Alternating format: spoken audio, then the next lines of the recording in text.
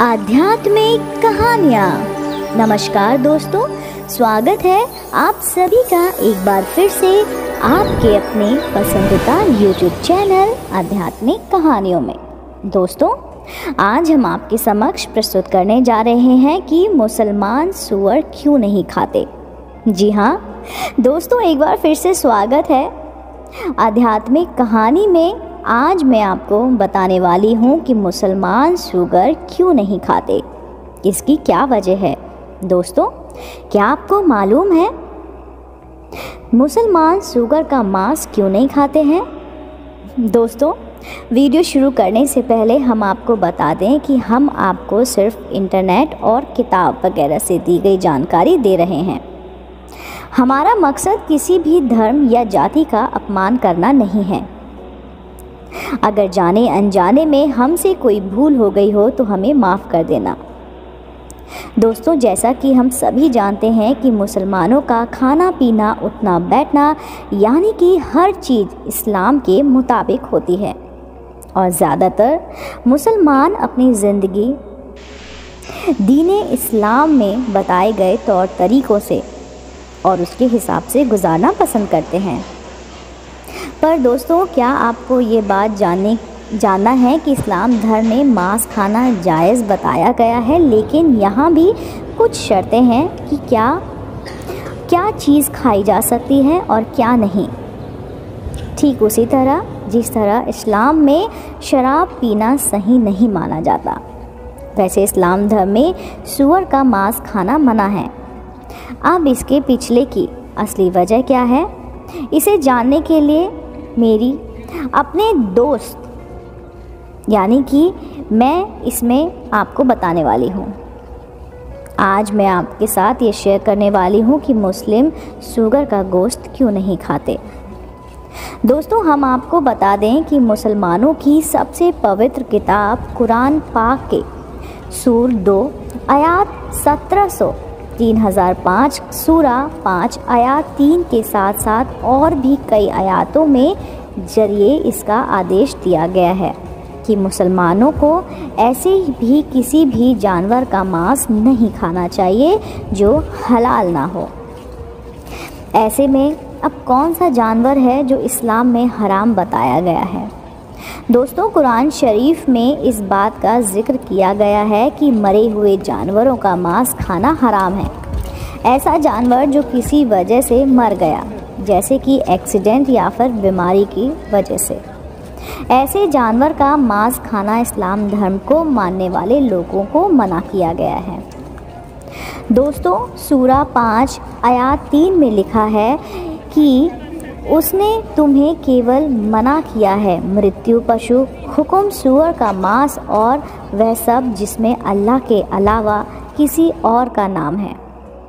हालांकि किसी की मजबूरी है तो बिना इच्छा किए उस पर कोई बात नहीं है, लेकिन अल्लाह वाकई में रहमत करने वाला और माफ़ करने वाला है। दोस्तों, यहाँ पर ख़ास तौर पर सूअर के मांस को ना खाने की हिदायत दी गई है।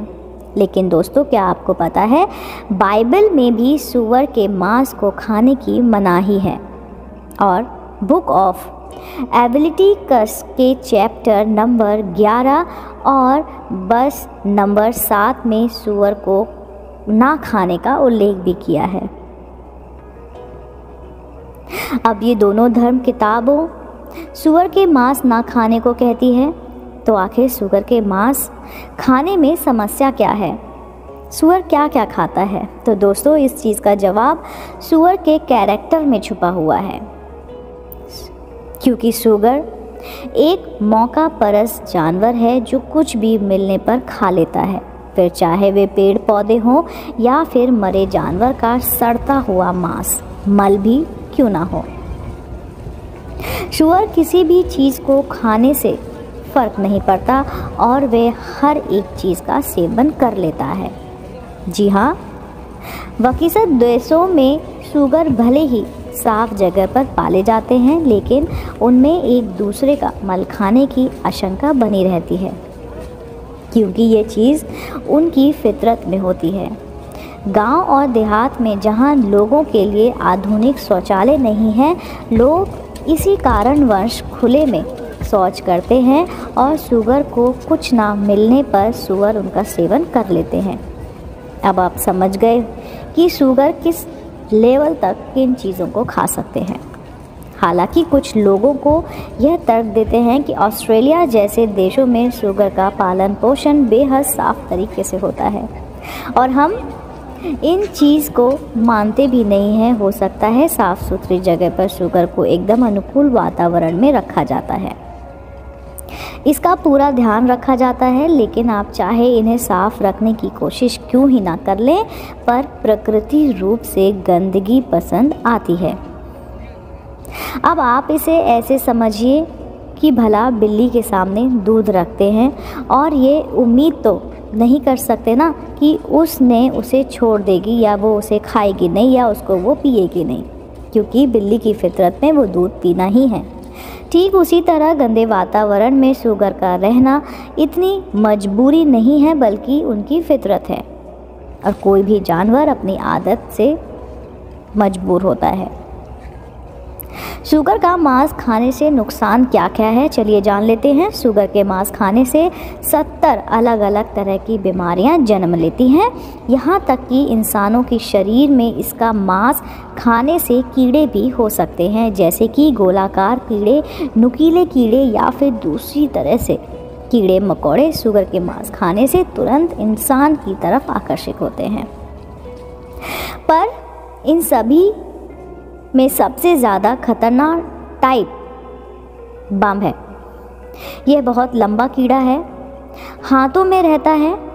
इसके अंडे खून में जाकर शरीर के लगभग सभी अंगों में पहुंच जाते हैं।